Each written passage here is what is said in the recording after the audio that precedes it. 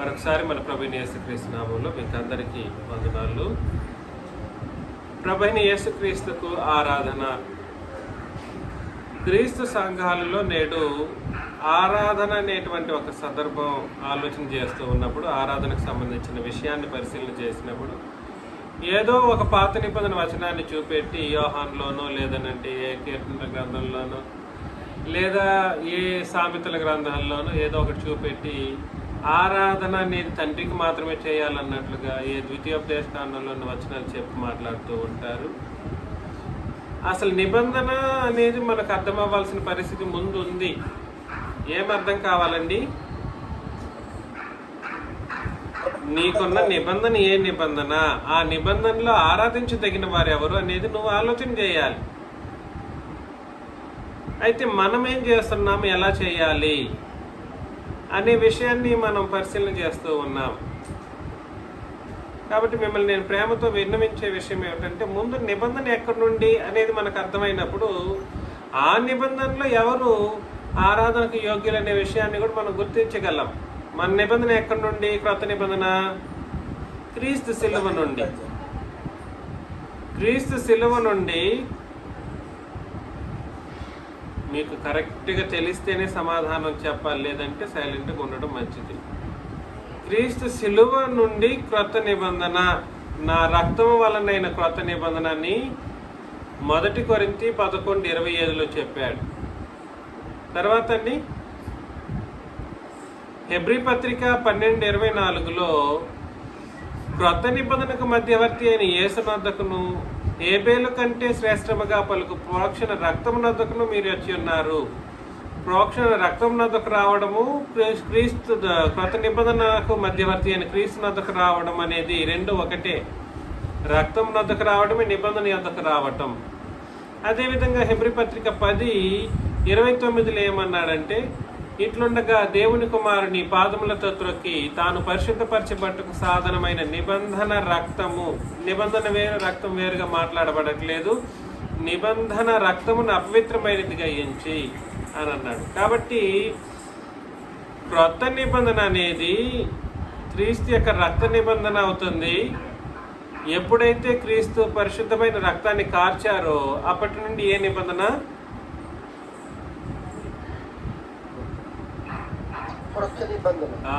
క్రొత్త నిబంధన.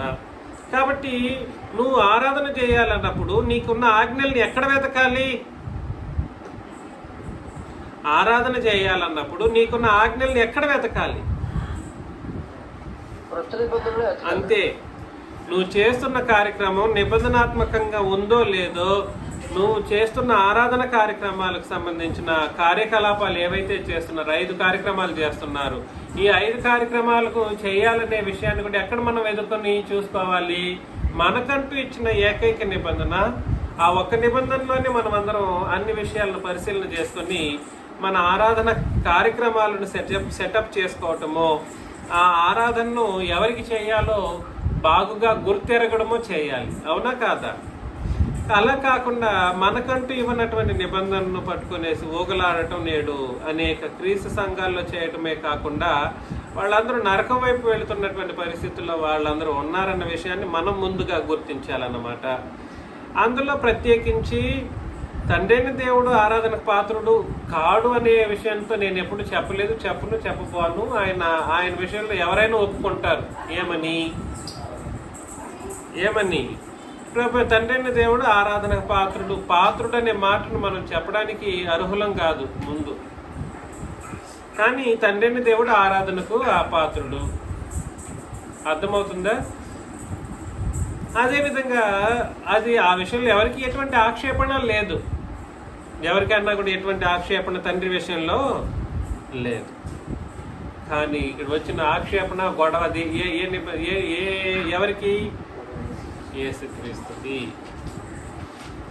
అందుకని మిమ్మల్ని నేను ప్రేమతో మనవి చేస్తున్న విషయం ఏమిటంటే, ప్రభువైన యేసుక్రీస్తు నిజముగానే ఆరాధనకు పాత్రుడు అనే విషయంలో లేఖనాలు రాయబడి ఉంటాయి. అందులో అత్యంత ప్రాముఖ్యంగా మీరందరూ గుర్తించవలసింది గ్రీకు పదమైనటువంటి లేట్రియా. గ్రీకు పదమైన లేట్రియా. ఏ పదం అండి? లేట్రియా, LATRIEA, లేట్రియా అనే పదం. LATRIEA, లేట్రియా అనే పదం ఉంది చూడండి. ఆ పదం యొక్క అర్థం ఏమిటనంటే స్తోత్రించటం, మ్రొక్కడం, సేవించటం. ఏంటండి? స్తోత్రించటం, మ్రొక్కడం, సేవించటం, ఆరాధించటం, అదేవిధంగా స్తుతించటం. ఈ పదజాలాలన్నీ కూడా ఆ ఒకటే మాటకు సంబంధించినవి. కాబట్టి మీరందరూ గుర్తించాలి. తెస్సలోనికీయులకు రాసిన 2వ పత్రిక 2వ అధ్యాయం 1 నుండి 3 వచనాలు మనం చదివినప్పుడు 4 వచనాలు. తెస్సలోనికీయులకు రాసిన 2వ పత్రిక 2వ అధ్యాయం 1 నుండి 4 వచనాలు చదవండి.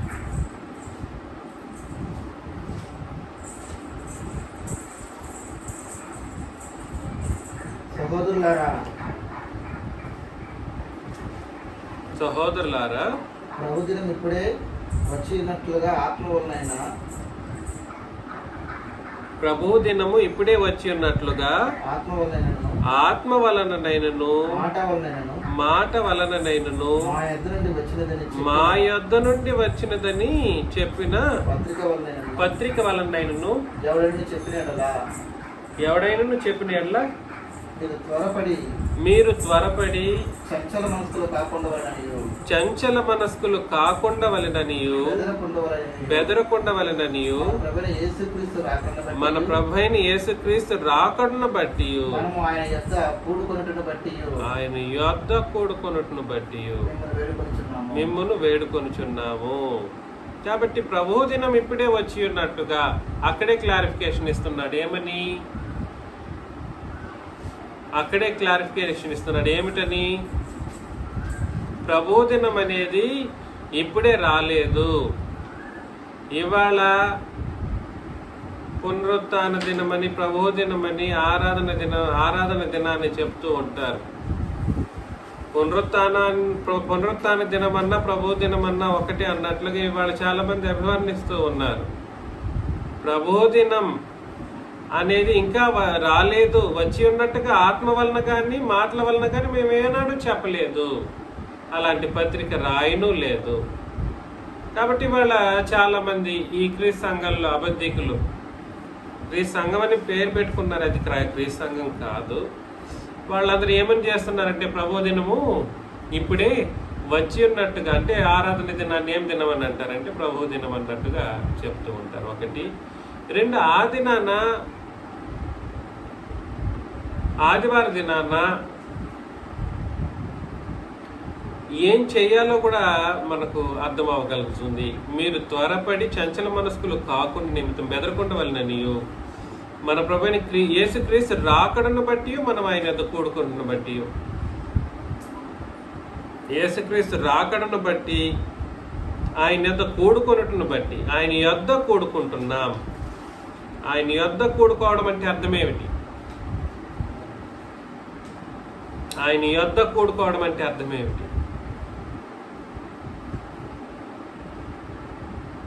ఆయన యొద్ద కూడుకుంటున్నారంటే ఏం చేయటానికి ఆయన యొద్ద కూడుకుంటున్నారు? చాలా మంది ఏమంటున్నారంటే యేసు ప్రభు అంట మనతో పాటు కలిసి అంట ఆరాధన చేస్తాడంట తండ్రిని దేవుణ్ణి. ఆ మాటకి ఆయన యొద్ద కూడుకోవడం అనే మాటకి ఏమైనా వ్యత్యాసం ఉందా? ఆపోజిట్ వ్యత్యాసం. అర్థమవుతుందా?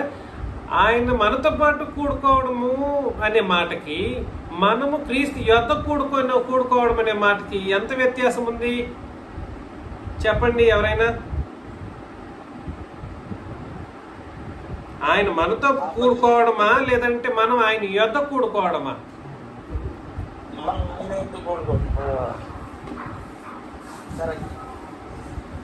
ఆయన మన యొద్ద కూడుకోవడం కాదు, మనము ఆయన యొద్ద కూడుకోవడం. ఆయన యొద్ద కూడుకోవడం. మనం ఆయన యొద్ద ఎందుకు కూడుకుంటామంటే ఆయన మన ప్రభువుగా ఉన్నందుకు ఆయన ఆరాధించే కోణంలో మనం కూడుకోవాలి.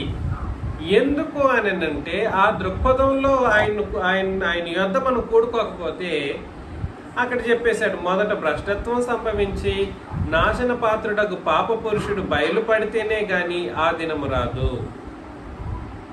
మొదట భ్రష్టత్వం సంభవించి నాశన పాత్రుడకు పాప పురుషుడు బయలుపడితేనే గాని ఆ దినం, ఏ దినము? ప్రభు దినమనే ఆయన రాకడి దినం రాదంట. 4వ వచనంలో ఏది దేవుడు అనబడునో, ఏది పూజింపబడునో అని అన్నాడు. పూజించే ఒక విషయం గురించే కదా దాని అర్థం. ఏది దేవుడు అనబడునో, ఏది పూజింపబడునో దానినంతటినీ ఎదిరించుచు, దానికంతటికీ పైగా వాడు తను తాను హెచ్చించుకొనుచు, తాను దేవుడినని తను కనపరుచుకొనుచు దేవుని ఆలయంలో కూర్చుండును గనుక ఏ విధముగానైనను ఎవడను మిమ్మల్ని ఏం చేయకూడదు, మోసపరచకూడదు. కాబట్టి ప్రభుదినం అనేది రాలేదు, ప్రభుదినం అనేది రాలేదు. ఇవాళ ఆరాధన దినాన్ని ప్రభుదినం అనుకునేసి ఆరాధన చేస్తూ ఉన్నారు. అది ఎంత పెద్ద తప్పు. 1. 2, ఆయన మనతో కలుస్తాడంట. ఎక్కడా లేని వచనం, ఎక్కడా లేని మాట. ఆయన మనతో కలిసి తండ్రిని ఆరాధన చేస్తాడనే మాట ఎక్కడా లేని మాట. అది రెండో అత్యంత పెద్ద తప్పు. రెండోది కాదు, అది అత్యంత పెద్ద తప్పు. 3వది ఏమిటి? మనం ఆయన యొద్ద కూడుకోవాలిరా బాబు అని వాక్యం హెచ్చరిస్తే ఆయన యొద్ద కాకుండా ఆయనతో పాటు కలిసి ఆరాధన చేసి ఒక పరిస్థితిని కలిగి ఉన్నామన్నట్లుగా తప్పుడు బోధలు చేయడం. ఆ ఆరాధన ఎందుకొరకు అని అంటే, ఆయన యొద్ద కూడుకోవడం ఎందుకొరకు అని అంటే, ఎందుకొరకు? ఆయన ఆరాధించడం కొరకు. ఈ కోణంలో ఆరాధించిన వాళ్ళకి ఏది దేవుడు అనబడునో అది పూజించబడుతుంది. ఏది దేవుడు అనబడునో, ఏది పూజింపబడునో. అర్థమవుతుందా? ఏది దేవుడు అనబడునో, ఏది పూజింపబడునో దాన్ని అంతటినీ ఎదిరించచ్చు అపవాది వచ్చి కూర్చుంటాడనమాట. అందుకని ఆరాధన కొరకు మనం ఎవరి వద్ద కూడుకుంటున్నామనంటే ప్రభు అయిన క్రీస్తు వద్ద కూడుకుంటున్నాం. ఎవరి వద్ద కూడుకుంటున్నామండి? ప్రభు అయిన క్రీస్తు యొద్ద మనం కూడుకుంటున్నాం. ఈ క్రొత్త నిబంధన హెచ్చరిక కాబట్టి దాన్ని అలాగే ఆలోచన చేయాలి. ప్రభుతో కలిసి తండ్రిని అనే కాదు, ఆయన యొద్ద కూడుకొని ఆయన్ను ఆరాధించడం అన్నది మనమందరం చేయవలసిన అత్యంత ముఖ్యమైన పని అన్నమాట. కాబట్టి 1, 2 ప్రభువైన క్రీస్తు యేసు సంఘములో ఆరాధించబడవలసిన పరిస్థితి ఉన్నాడు. ఎలాగా? ఆయన సంఘములో సేవించబడవలసిన పరిస్థితి ఉంది. 1వ శతాబ్ద కాలపు సంఘము, మరలా రిపీట్ చేస్తున్నాను, అపోస్తులు డైరెక్ట్గా ఉన్నప్పుడు నడిపించారు చూడండి, ఆ సంఘము ప్రభువుని సేవించి ఆరాధించింది. చెప్పండి, ఏం చెప్పాను? ఆదిమ సంఘము ప్రభువును సేవించి ఆరాధించిరి. అపోస్తల కార్యములు 13, 1, 2 వచనాలను మనం చదివినప్పుడు అంతియోకియలో ఉన్న సంఘములో బర్నబా, నీగేరనబడిన సుమయోను, కురేనీయుడైన లూకియా, చతుర్థాధిపతి అయిన హేరోదుతో కూడా పెంచబడిన మనయేను, సౌలు అను ప్రవక్తలను బోధకులను ఉండిరి. వాళ్ళ గురించి చెప్తున్నాడు. 1వ శతాబ్ద కాలంలో ఎవరెవరు ఉన్నారో చెబుతూ అక్కడ అంతియోకియలో ఉన్న సంఘంలో ఒక ప్రత్యేకమైన మనుషుల గురించి మాట్లాడడం, వాళ్ళ పేర్లు తెలియచేయడం జరిగిందనమాట. వాళ్ళు ప్రవక్తలుగా ఉన్నారు. అదేవిధంగా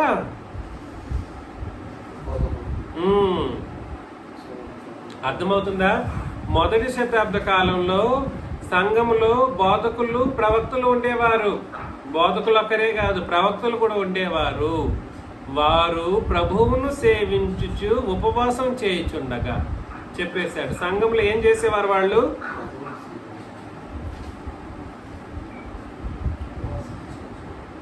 ప్రభువును సేవించుచు ఉపవాసము చేయుచుండగా పరిశుద్ధాత్మ నేను బర్నబాను, సౌలును పిలిచిన పని కొరకు వారిని నాకు ప్రత్యేకపరచడని వారితో చెప్పాను.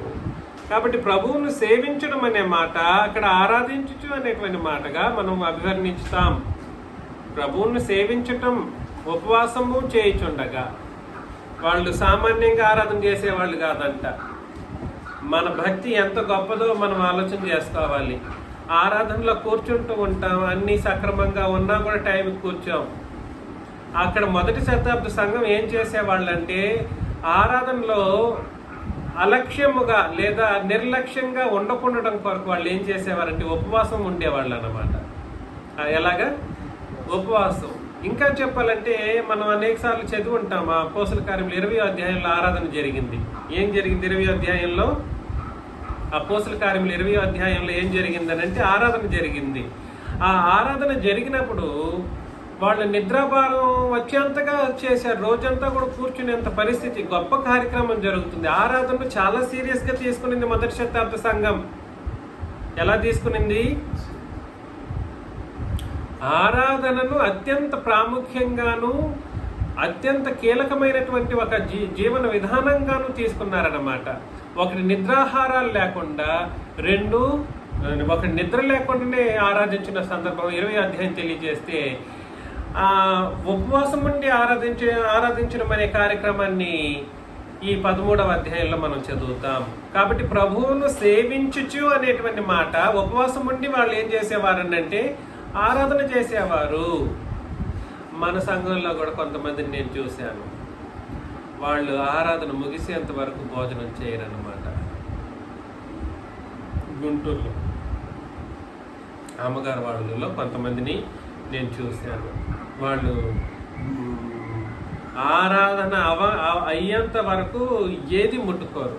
అసలు అట్లా ఉంటారు, అంత సీరియస్గా ఉంటారనమాట. I'm really happy. అది వాళ్ళ యొక్క భక్తి యొక్క పరిమాణాన్ని, విశ్వాస పరిమాణాన్ని తెలియజేస్తుంది, ఎంత గొప్పగా వాళ్ళు ఉన్నారనే విషయాన్ని. కాబట్టి నేనేం చెప్పడానికి ప్రయత్నం చేస్తున్నారంటే భక్తి శ్రద్ధలతో ఉపవాసం ఉండి ఎవరిని ఆరాధన చేశారు మొదటి శతాబ్ద సంఘం? భక్తి శ్రద్ధలతో ఉపవాసం ఉండి ఎవరిని ఆరాధన చేశారు? అక్కడ ఒక వచనం ఉంది, అది చదివిన తర్వాత తండ్రిని గురించి మాట్లాడతాం. ప్రభువును సేవించుచు. అయ్యా అయ్యా అయ్యా అక్కడ ప్రభు అని ఉంది, ఏ అక్షరంలో ఉంది అని చెప్పండి అంటారు కొంతమంది. ఇప్పుడు ఏమని? పెద్ద అక్షరంలో ఉంటేనేమో తండ్రి అని దేవుడని, చిన్న అక్షరంలో ఉంటేనేమో పరిశుద్ధ ప్రభుని క్రీస్తు యేసు అని. అవునా? అక్కడ ఉన్న ప్రభు అనే అక్షరం పెద్ద అక్షరంలో ఉందా, చిన్న అక్షరంలో ఉందా? చిన్న అక్షరంలో ఉంది. అది ఎవరి గురించి? ప్రభు అయిన యేసుక్రీస్తు గురించి. కాబట్టి ప్రభు అయిన యేసుక్రీస్తు సేవించబడినటువంటి ఒక పరిస్థితిని అక్కడ మాట్లాడుతున్నారు. ఇంకో ప్రశ్న వేయొచ్చు మీరు, అయ్యా సేవించడం అంటున్నారు కానీ సేవించడం వేరు, ఆరాధించడం వేరు కదా అన్నట్లుగా. సేవించడం వేరు, ఆరాధించడం వేరు అనేది బైబిల్ తెలియని ఒక మూర్ఖుడు, అనామకుడు చెప్పుంటాడేమో. కానీ మరలా రిపీట్ చేస్తున్నాను, సేవించడం వేరు, ఆరాధించడం వేరు అనే ఒక మాటను ఎవడో తెలియని పనికి మాలిన వాడు మాట్లాడుంటాడేమో. కానీ దానికి రెఫరెన్స్ లేకపోలేదు. ఏం లేకపోలేదు? సేవించడమే ఆరాధించడం అనే మాటకు రెఫరెన్స్ ఉంది. ఎవడో ఏదో తలకు మాసినోడు మాట్లాడాడని చెప్పేసి సేవించడం వేరు, ఆరాధించడం వేరు అనడం అత్యంత నేరమైనటువంటి ఒక ఆలోచన విధానం అన్నమాట. రోమాపత్రిక మొదటి అధ్యాయం 25వ వచనంలో, రోమాపత్రిక మొదటి అధ్యాయం 25ను మనం చదివినప్పుడు, బెంజమిన్ అంకుల్ చదవండి.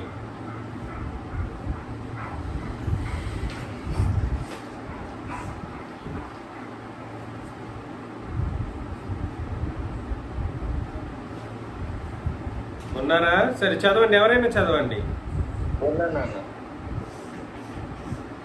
అట్టివారు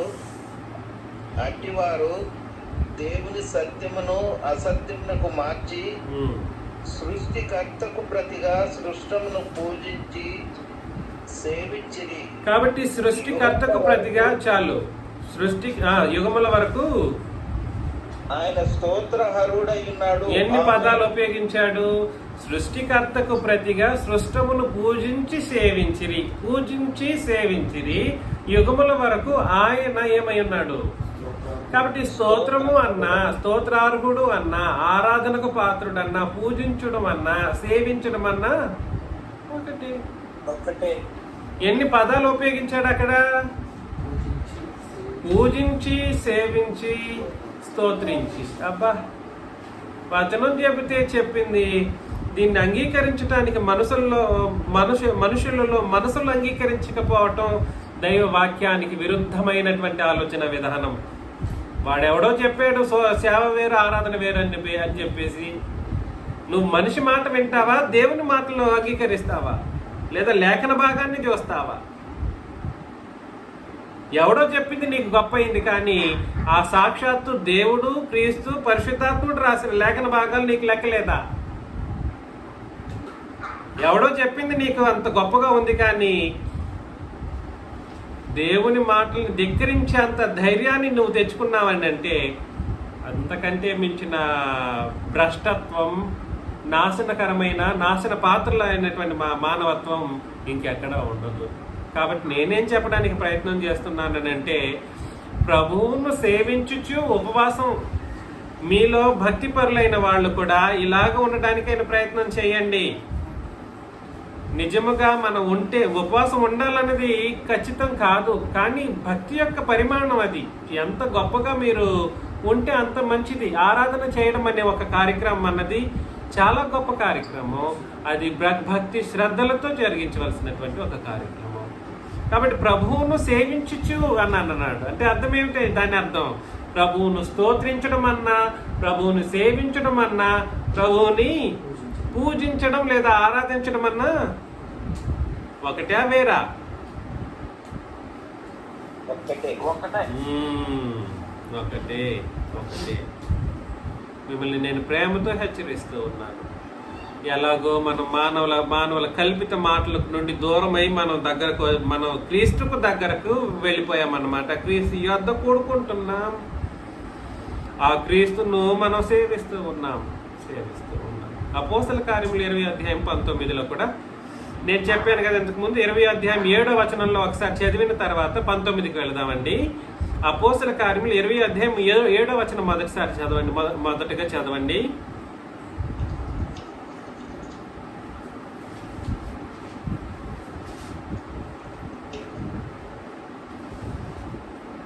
ఆదివారమున మేము రొట్టె విరుచుటకు కూడినప్పుడు. ఏ రోజు నాన్న? ఏ రోజు అది? ఆదివారం. అంటే చాలు కదా, తిరిగి దానికి కొత్త కొత్త పేర్లు అవసరమా? ఆదివారమున మేము రొట్టె విరుచుటకు కూడినప్పుడు అని అన్నారు. వాళ్ళు కూడుకున్నది ఏ రోజు? ఆదివారంలో కూడుకున్నారు. ఇంకొకటి వచ్చాడు, ఆదివారం అనే మాట తెలుగులో ఉంది కానీ గ్రీకులో లేదంటాడు. ఇంకోటి చెప్తా వస్తూ ఉంటారు.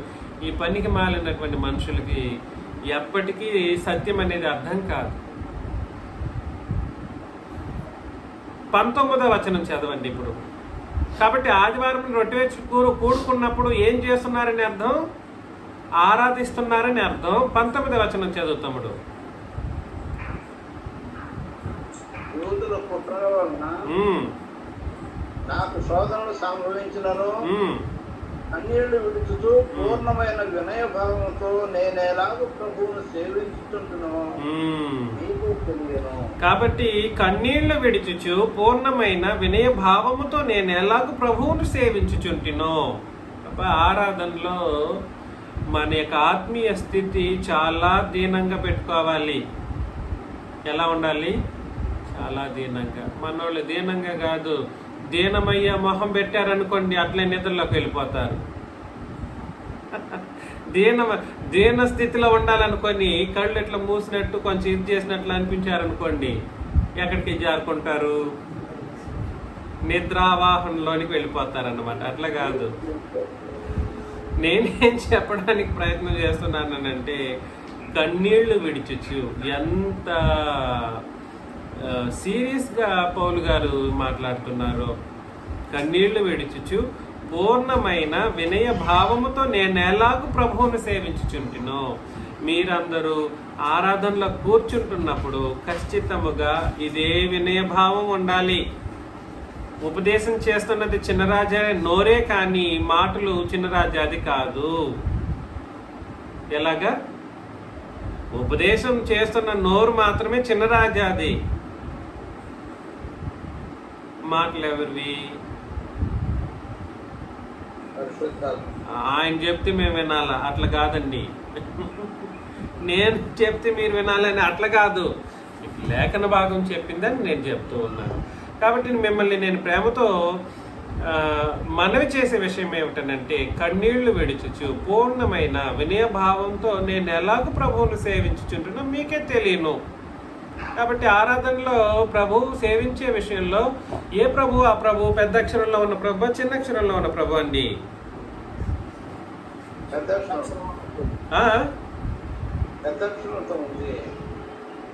పెద్ద అక్షరంతో ఉందా?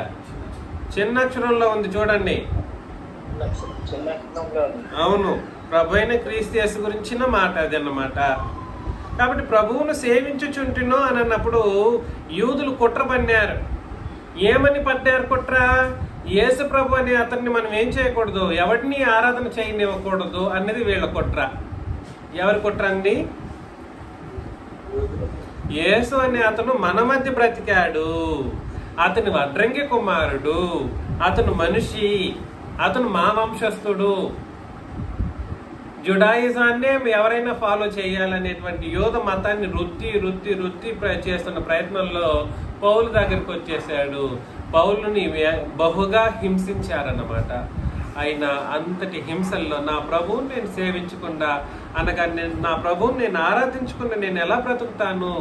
అయ్యా ప్రభువా, మిమ్మల్ని ఆరాధించడానికి నన్ను ఏం చేసుకోవాలి చెప్పు అని కన్నీళ్లు విడిచచ్చు. కాబట్టి ఆరాధనకు అడ్డు ఏమి ఉండాలి? ఏమైనా ఉండడానికి అవకాశం ఉందా? నా శోధనలు సంభవించినను నేనేనాడు కూడా నిన్ను మాత్రం ఆరాధించకుండా ఉండలేను ప్రభువా అనేటువంటి ఒక అత్యంత వినయభావంతో కన్నీళ్లు విడిచుచు నిన్ను ఆరాధించుకుని నేను బ్రతకగలను ఈ భూమి మీద. పౌలు యొక్క స్టేటస్ అది. సేవించడం అనే మాట ఆరాధించేటువంటి ఒక పరిస్థితికి సంబంధించింది. ఈరోజు అదే ప్రభువుని ఈ అబద్ధ యూదులు అన్నమాట, దొంగ యూదులు అంటారు వీళ్ళని. ఏం యూదులు అంటారు? ఏం యూదులు వీళ్ళు? దొంగ యూదులు, దొంగ బోధకులు. వీళ్ళు ఏం చేస్తున్నారంటే అదే ప్రభువుని ఆరాధించకూడదు, సేవించకూడదు అని అంటారన్నమాట. ఎంత దారుణం! ఎవడు చెప్పాడు నీకు? కాబట్టి నేనేం చెప్పడానికి ప్రయత్నం చేస్తున్నానంటే, ప్రభువు సంఘములో ఆరాధించబడేవాడు. అర్థమవుతుందా? ప్రభువు ఎక్కడ ఆరాధించబడేవాడు? సంఘములో ఆరాధించబడేవాడు. అదే విధముగా ప్రకటన గ్రంథం 22:1-4 వచనాలు మనం చదివినప్పుడు, మరియు స్ఫటికము వలె మెరయనట్టి జీవజలముల నది దేవుని యొక్కయు గొర్రెపిల్ల యొక్కయు సింహాసనం వద్ద నుండి. ఎవరెవరు? దేవుని యొక్కయు గొర్రెపిల్ల యొక్కయు సింహాసనం వద్ద నుండి ఆ పట్టణపు రాజవీధి మధ్యను ప్రవహించుట ఆ దూత నాకు చూపెను. ఆ నది యొక్క ఈవలలో ఆవలలో జీవ వృక్షం ఉండెను. అది నెలకు ఫలించుచు 12 కాపులు కాయను. ఆ వృక్షం యొక్క ఆకులు జనములను స్వస్థపరుచుటకై వినియోగించును. ఇక మీద శాపగ్రస్తమైన ఏది దానిలో ఉండదు. దేవుని యొక్క పిల్ల యొక్క విశ్వాసులు దానిలో ఉండును. ఆయన దాసులు ఆయనను సేవించుతూ ఆయన ముఖదర్శనం చేయుచుందురు. ఆయన నామము వారి నొసళ్ళ యందుండును. చూసారా? కాబట్టి దేవుని యొక్క గొర్రెపిల్ల యొక్క సింహాసనం దానిలో నుండును. దేనిలోనంటే పట్టణపు రాజవీధి మధ్య, పట్టణపు రాజవీధిలో ఉంటది అన్నమాట. పట్టణం ఏమిటి? సంఘం. పట్టణం ఏమిటి? సంఘము. ఆ సంఘం అనేటువంటి ఆ పట్టణంలో ఇద్దరి సింహాసనము ఉంటుంది. ఇద్దరి సింహాసనం ఒకటే సింహాసనం. ఆ ఇద్దరికి ఒకటే సింహాసనం అనే మాట వారిరువురి యొక్క అధికారాన్ని సూచించేటువంటి మాట. ఆ ఇరువురికి నువ్వు లోబడి బ్రతుకుతూ దాసులు అని అన్నాడు. ఆయన దాసులు ఆయనను సేవించుచు ఆయన ముఖదర్శనం చేయుచుందురు, ఆయన నామం వారి నొసళ్ళ యందుండును అని అన్నాడు అనమాట. కాబట్టి దేవుని యొక్క ఈ గొర్రెపిల్ల యొక్కయు సింహాసనంలో వాళ్ళిరువురు కూర్చుంటున్నప్పుడు ఈ సంఘం అనేటువంటి సంఘం ఏం చేయాలంటే ఆయన దాసులుగా ఉంటూ ఆయనను అన్నప్పుడు ఆ ఇరువురిని అని అర్థం అన్నమాట. ఆయనను అంటే ఎవరిని?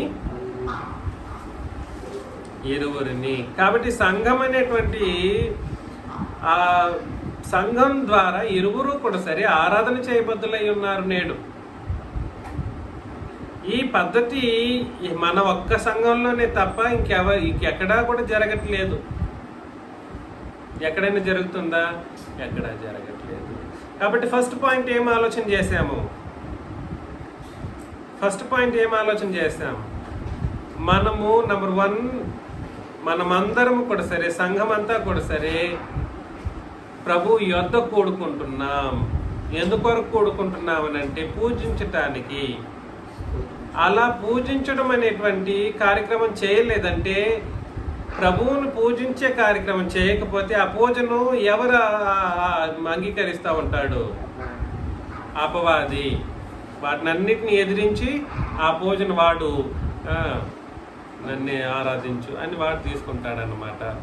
రెండవ పాయింట్ ఏం ఆలోచన చేశాము?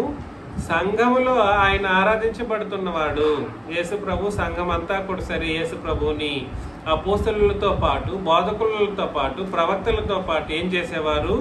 సేవించి ఆరాధించేవారు, స్తోత్రించేవారు. సేవించి ఆరాధించి స్తోత్రించేవారు.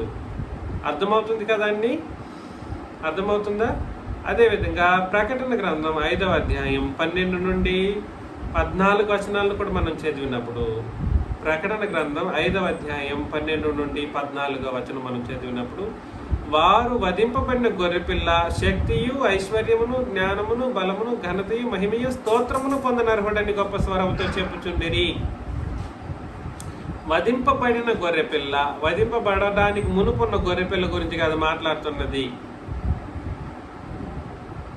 చెప్తున్నది మీకు ఏమైనా అర్థమవుతుందా? వధింపబడిన గొర్రెపిల్ల అంటే అర్థం ఏమిటి? వధింపబడిన గొర్రెపిల్ల అంటే అర్థం ఏమిటి? శిలువ మరణానంతరం తండ్రితో సమానంగా కూర్చుంటున్న గొర్రెపిల్ల అని దాని అర్థం. వధింపబడిన గొర్రెపిల్ల అంటే అర్థం ఏమిటి? శిలువ తర్వాత మరణించి సమాచేయబడి 3వ రోజు తిరిగి లేచిన వాడై తండ్రితో సమానంగా తండ్రి కుడిపార్శ్వన వెళ్ళి కూర్చున్న గొర్రెపిల్ల గురించి మాట్లాడుతున్నాడు. వధింపబడ్డానికి ముందున్న గొర్రెపిల్ల గురించి కాదు. ఆయన స్టేటస్ వధింపబడ్డానికి ముందు మనిషి రూపంలో ఉన్నప్పుడు తండ్రి కంటే కాదు, దేవదూతల కంటే కూడా తక్కువ వానిగా చేయబడ్డాడంట. ఎలాగా? తండ్రి పరిశుద్ధాత్ముడు కాదు, ఆఫ్టర్ ఆల్ దేవదూతల కంటే కూడా ఏం చేయబడ్డారు యేసు ప్రభు? అది నీ కొరకు, నా కొరకు. దాన్ని బట్టి మనం ఆయన్ని అంచనా వేయటానికి లేదు. అందుకని వధింపబడిన గొర్రెపిల్ల శక్తియు, ఐశ్వర్యమును, జ్ఞానమును, బలమును, ఘనతయు, మహిమయు, స్తోత్రమును పొందనర్హుడు. కాబట్టి ఆరాధనకు పాత్రుడు. ఆ మాట ఉపయోగించకూడదు. ఇంతకు ముందే చెప్పాను. ఆయన ఇంకను పాత్రుడు అనే మాట మనం ఉపయోగించడానికి లేదు. ఆయన ఆరాధించవలసిన వాడు, ఆరాధించబడవలసిన వాడు. కానీ వచ్చిన గొడవ ఏమిటంటే, ఆయనకు ఆ దేవత్వాన్ని గుర్తించలేని మానవ జాతికి ఇలా చెప్పవలసిన పరిస్థితి వచ్చేసింది. 13 అంతటా పరలోకమందును, భూలోకమందును, భూమి క్రిందను, సముద్రములోను ఉన్న ప్రతి సృష్టం అనగా వాటిలోనున్న సర్వమును సింహాసనాసీనుడై ఉన్న వానికి నీ గొర్రెపిల్లకును స్తోత్రమును, ఘనతయు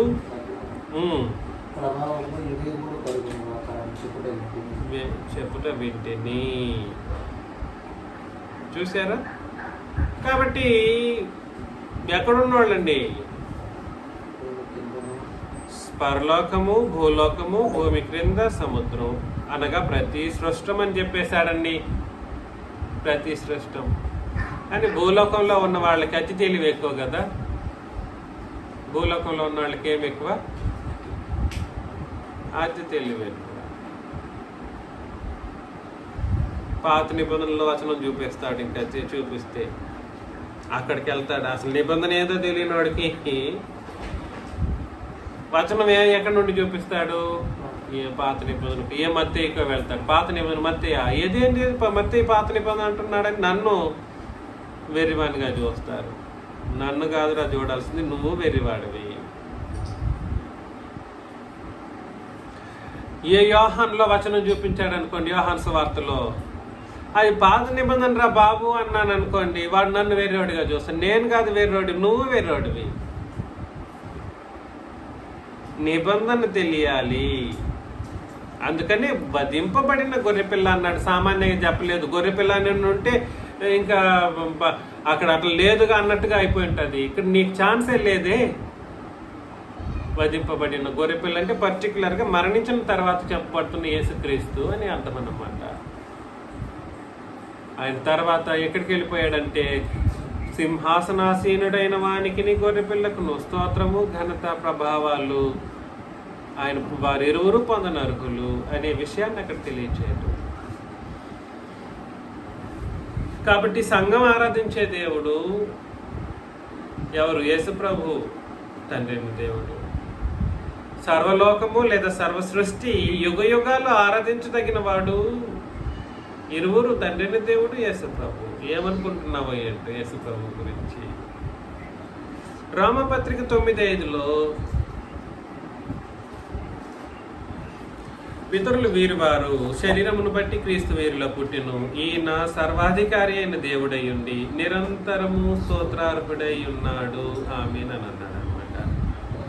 పితరులు వీరివారు శరీరమును బట్టి క్రీస్తు వీరిలో పుట్టిను, ఈయన సర్వాధికారి అయిన దేవుడై ఉండి నిరంతరం ఏమై ఉన్నాడండి?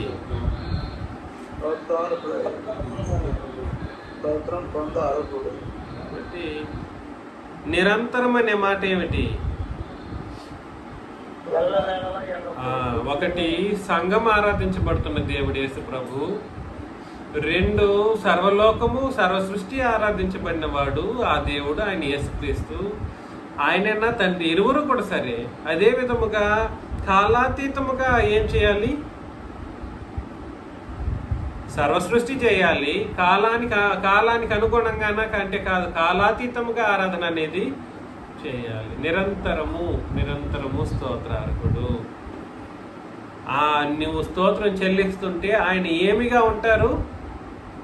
సర్వాధికారి దేవుడిగా వచ్చి కూర్చుంటాడు అనమాట నీ ఎదురుగా. ఆయన ఆరాధిస్తున్నప్పుడు ఎలా వచ్చి కూర్చుంటాడు?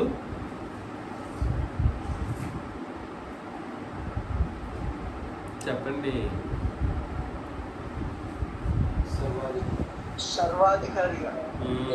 సర్వాధికారిగా కాదు,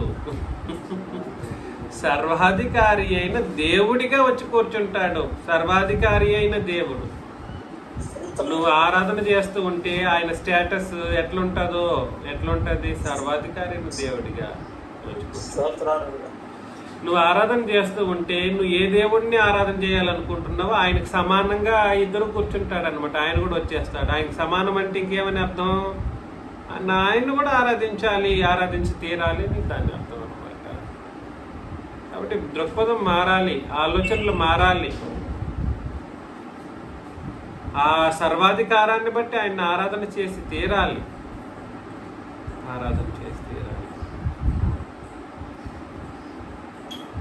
ప్రకటన గ్రంథం 7, 9, 10 వచనాలను చదివినప్పుడు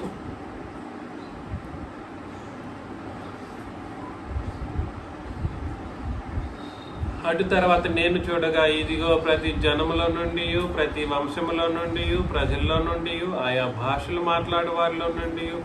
ఇన్ని చెప్పాడంటే ఏ నిబంధనకు సంబంధించింది అయి ఉండాలి? ఎందుకు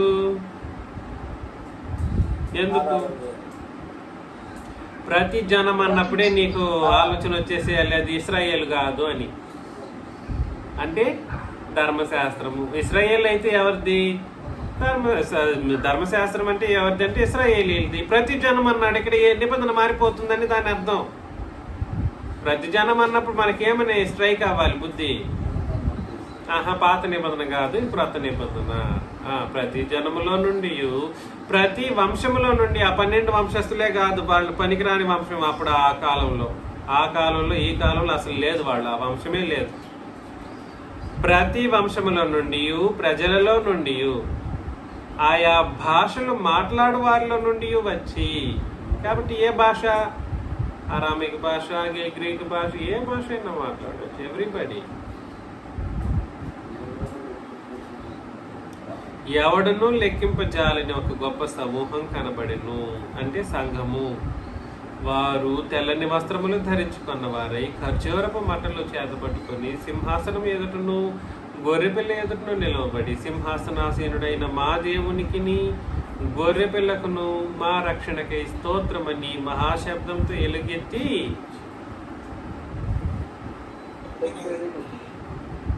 కాబట్టి మా దేవునికి, సింహాసనాసీనుడైన మా దేవునికిని గొర్రెపిల్లకును మా రక్షణకి ఏం చెప్పాలండి? స్తోత్రం అంటే ఇట్లా ఒకటి చెప్పేస్తే సరిపోతుందా? మ్రొక్కితే మ్రొక్కడము, స్తోత్రించడం, ఆ తర్వాత పూజించటం, సేవించటం, ఇవన్నీ ఒట్టి మాటలకు సంబంధించిన పదాలు కావు సుమి. అవి నిబంధనలకు సంబంధించిన ఆరాధన కార్యకలాపాలు. ఏంటండి? నిబంధనకు సంబంధించిన, అనగా క్రొత్త నిబంధనకు సంబంధించిన ఆరాధన కార్యకలాపం. ఇన్ని చెప్తున్నాం కదా. యేసు ప్రభు ఆరాధనకు పాత్రుడు, తండ్రిని దేవుడు ఆరాధనకు పాత్రుడు. కానీ ఈ పరిశుద్ధాత్మ సంగతి ఫిలిప్పి 3:3 చివరిగా చెప్పుకొని మనం ముగించుకుందాం. ఫిలిప్పి 3:3.